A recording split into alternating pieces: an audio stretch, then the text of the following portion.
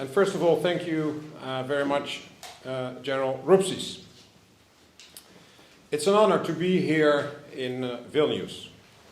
And yesterday I had the pleasure of walking through the old town to enjoy its medieval history and take in all the historical buildings.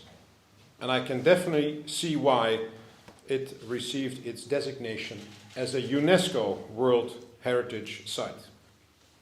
But it is also a testament to Lithuania's resilience and endurance. Despite multiple occupations, Vilnius has not only thrived, but has also managed to preserve its roots, culture, and heritage. I'm pleased that this planned visit was still possible, and that I have had the good fortune of experiencing your city in person. Just this morning, I was welcomed to the Ministry of National Defense by Lieutenant General Rupšys, and of course the Lithuanian Armed Forces Orchestra and the Honor Guard Company. And all entities were quite impressive. The visit is also an opportunity for me to thank the people of Lithuania on behalf of the NATO Military Committee for their continued and unwavering support to the alliance. It has been 18 years since Lithuania made the sovereign choice to join NATO. Along with Estonia, Latvia, Slovakia, Slovenia, and Slovenia, Lithuania recognized the value of walking through our open door and becoming a part of the strongest military alliance of the world. And NATO members recognized the value of having Lithuania by their sides. Lithuania has quickly become a staunch and important ally, contributing actively to not only its own security, but also to allied European and global security. We are grateful for your contributions to the NATO-led missions in Iraq and in Kosovo. Your warships regularly participate in our standing naval maritime groups as part of the maritime component of the NATO Response Force. You help secure Allied skies by hosting the Baltic air policing mission at the Suale Air Base. You host one of our NATO force integration units, which facilitate the rapid deployment of the VJTF and other NRF elements at high readiness levels in order to enhance the alliance's responsiveness. And crucially, Lithuania is also home to one of NATO's enhanced forward presence multinational battle groups. The battle group in Rukla is led by Germany, and there are currently 6 allied nations contributing troops and equipment on a rotational basis. In my role as Dutch Chief of Defense in the period 2017-2021, I had the honor of visiting Lithuania several times to meet our troops stationed of NATO's response to a deteriorating security environment. And they will stay in place for as long as that is necessary. NATO must remain vigilant and ready. As an alliance, we will continue to take all necessary vigilance measures to defend and protect all allies, including through strengthening our collective defense. Allies have also been stepping up their own efforts. Lithuania has been investing in new major equipment, such as military rotorcraft and armored vehicles, as well as replacing older weapons. You also lead by example on defense spending and are set to further increase it in the coming years. You share your expertise on energy security through the NATO Center of Excellence in Vilnius, which I look forward to visiting in 2 days. And Lithuania is also part of a group of allies who have volunteered their national cyber capabilities for NATO operations. These are all clear demonstrations of Lithuania's commitment to the alliance, and a clear statement that we are stronger and safer when we stand together. Last month, I hosted virtually the first NATO Military Committee in Chiefs of Defense session of 2022. And this meeting was set against an uncertain and challenging backdrop, on the back end of the first NATO-Russia Council since 2019.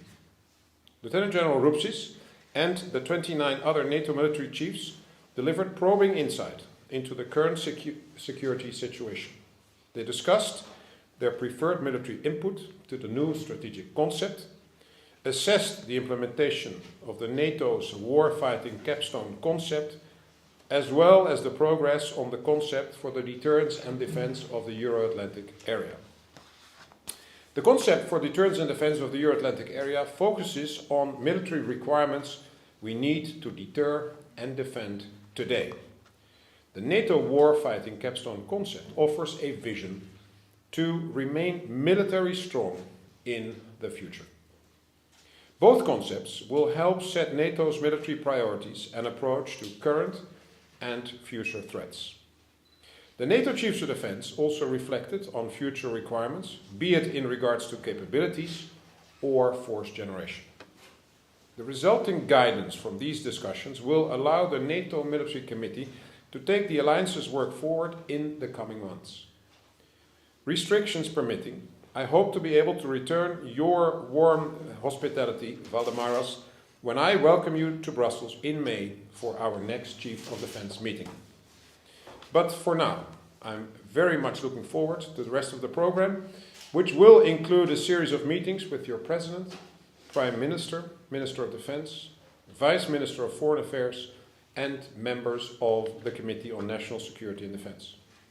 Later, I will also be meeting with representatives of the Lithuanian Armed Forces and delivering a speech at the Institute of International Relations and Political Science of the Vilnius University with students, lecturers, and military students attending.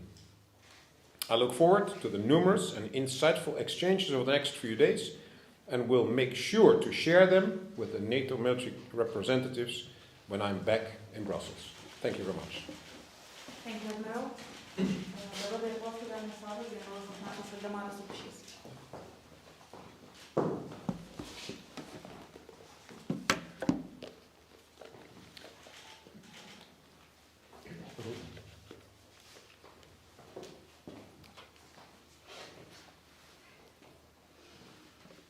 Labas rytas. Good morning one more time. Really, it's a pleasure and huge privilege to host you. Today we are hosting not only the highest ranking officer of NATO, but also old and excellent friend of Lithuania. Really, as you mentioned, you have visited many times Lithuania in the previous position as Chief of Defense of the Netherlands, but now we are hosting the good friend who makes huge and important decisions for us and for all NATO. Thank you so much. I'm now switching to Lithuanian language. Labą dieną. Man didelė garbė pasveikinti NATO karinio komiteto pirmininką admirolą Robą Bauerį Lietuvoje. Šio karininko atsakomybė yra karinis patarimas NATO veiksmų 30 NATO šalių, tame tarpe ir Lietuvoje. Admirolo dėmesys Lietuvai aiškiai parodo jo supratimą apie mūsų regionui kylančias grėsmes. Esu jam dėkingas už tai, kad ne kartą, ne tik žodžiais, bet ir sprendimais bei veiksmais pademonstravo NATO veikimą bei efektyvumą.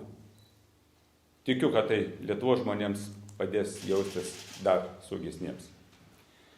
Prieš kelias minutės pasibaigusio susitikimo metu aptarėme saugumo situaciją mūsų regione, Lietuvoje dislokuotų NATO vienetų veiklą bei tvirtą įsipareigojimą prisidėti prie NATO atgrasymo, o prireikus ir gynybos veiksmų mūsų regione.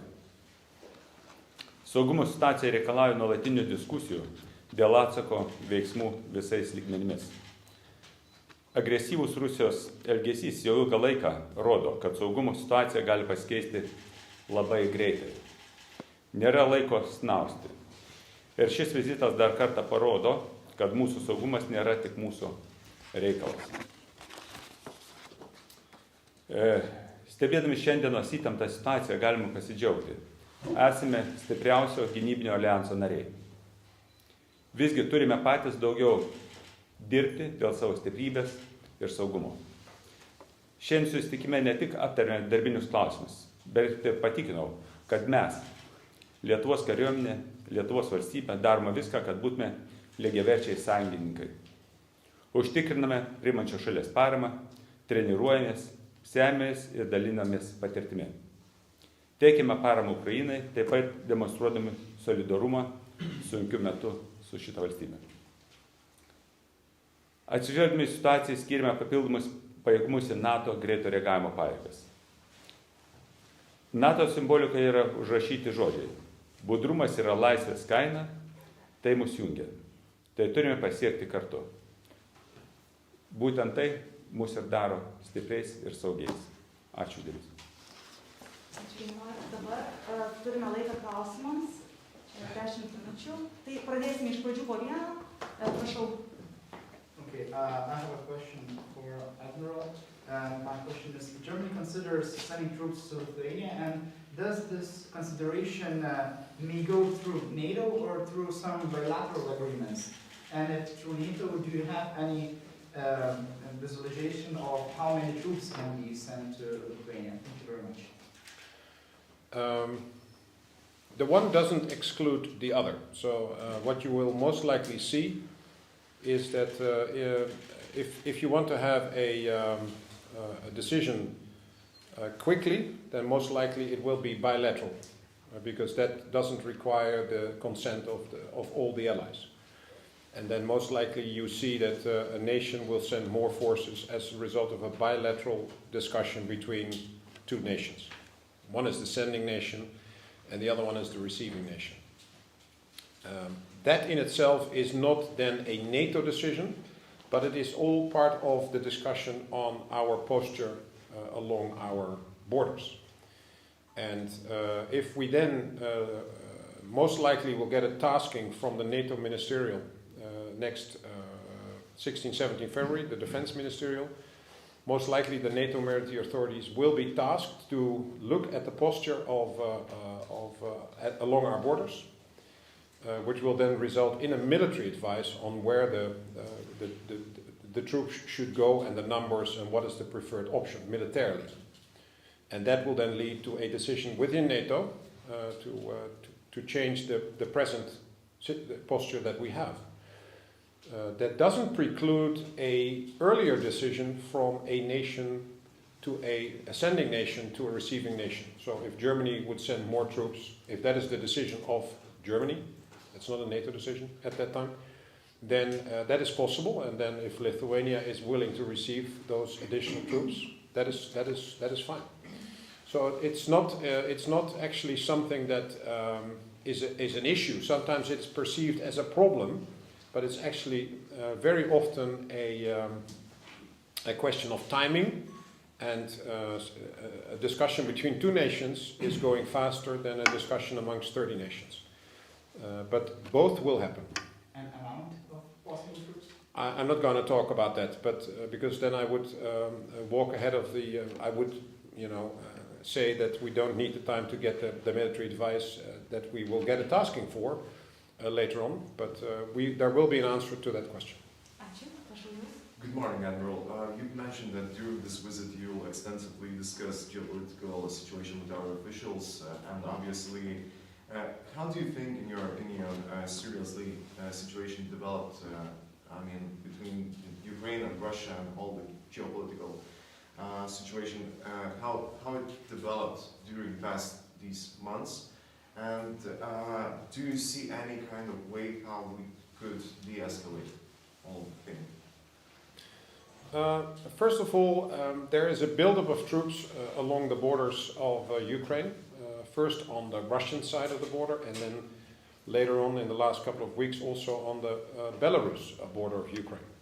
And that is a very concerning development, We're talking about more than 100,000 troops now that are being built up. Not only the fighting forces, but also more and more the forces that is necessary to support those forces. So you have to think about hospitals and other things that are necessary. If you're really considering an invasion, you actually need more than the fighting forces. And that is something we also see now more and more being gathered along both the borders of Russia with Ukraine and Belarus with Ukraine. So that in itself is very concerning. Then, of course, there is the concept treaty text that Russia sent to NATO, which was published by Russia, so it's open information now.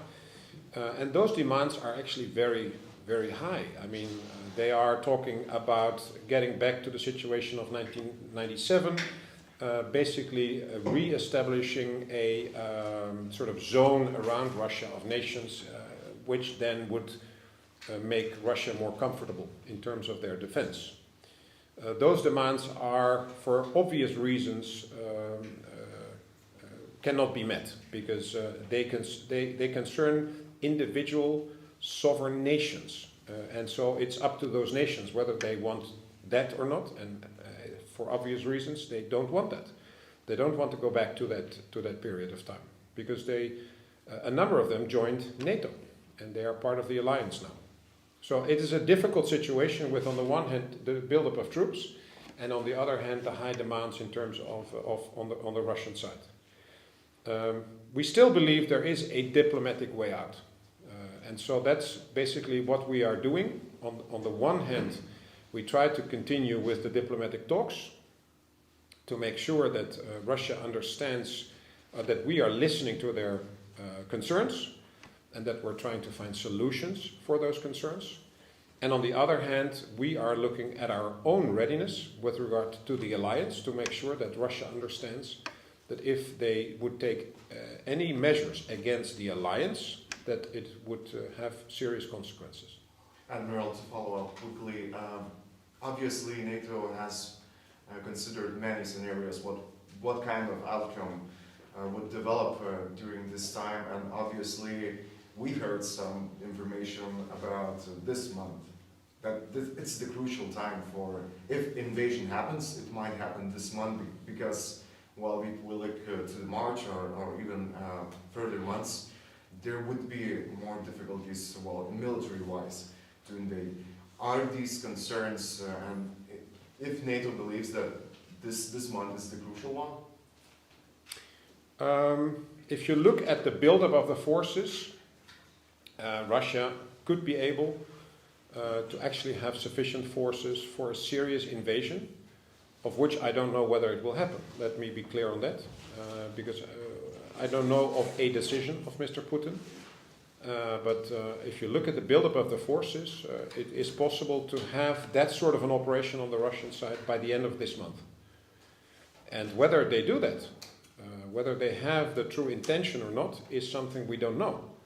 Because, and that's something that is in our nations more and more difficult to understand, that one person actually has that authority to make that decision. And in Russia, that is Mr. Putin.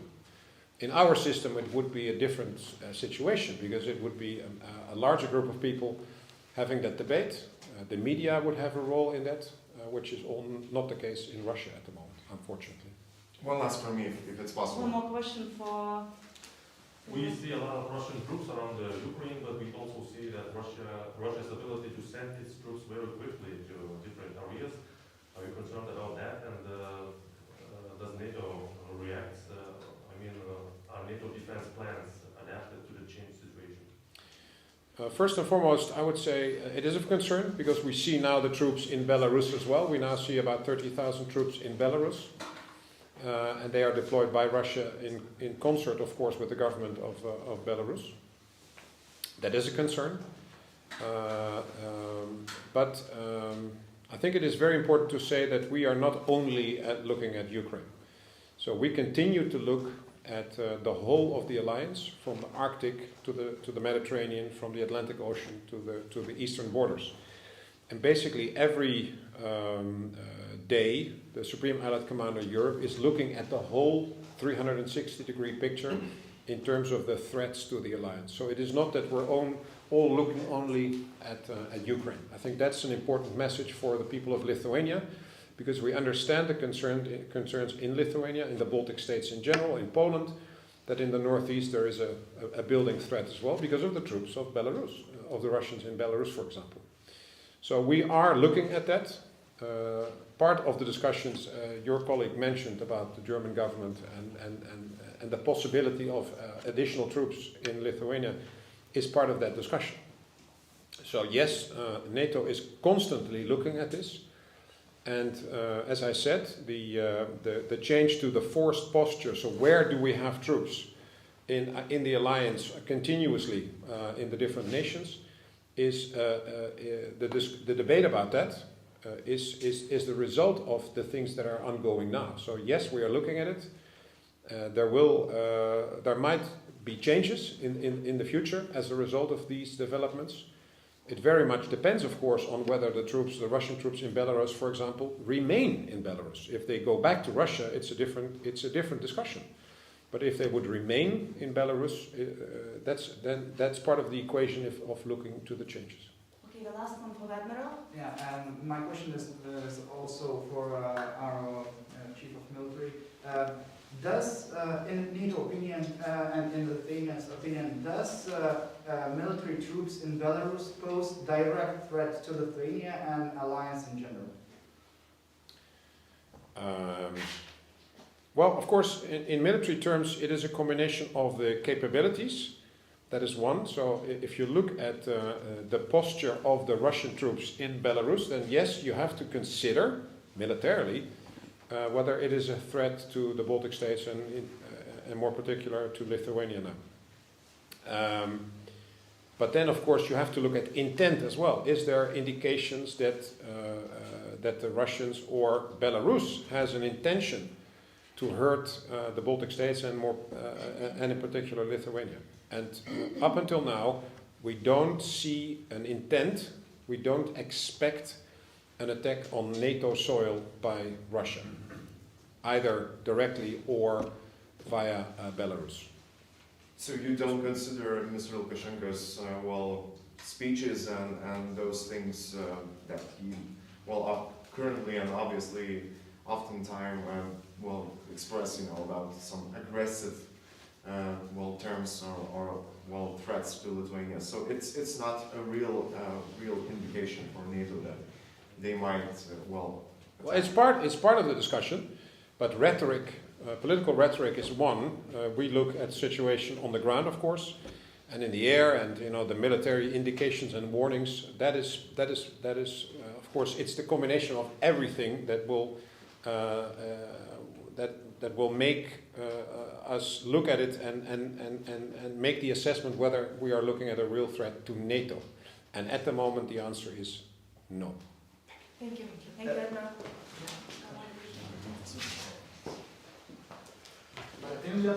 Jo, tai atsakydamas į tą patį klausimą, praktiškai admirolas jau ir atsakė. Tai mano nuomonė tikrai yra ta pati, kad taip, tai keičia padėtį, tai tikrai keičia padėtį saugumo ir atitinkamai tiek NATO, tiek mūsų nacionalinių karinių pajėgų parengti, bet taip taktiškai, grinai arba operaciškai tiesioginės grėsmės šiai minutė, šį pirmadienį nėra, bet aš naudodamas dabar vieną iš pasakytų prieš tai admirolo Bauerio minčių man personaliai, kad IFP, kurį mes turim čia, tai yra NATO, kaip sakė, strategic beauty. I'm talking about IFP, as you told me.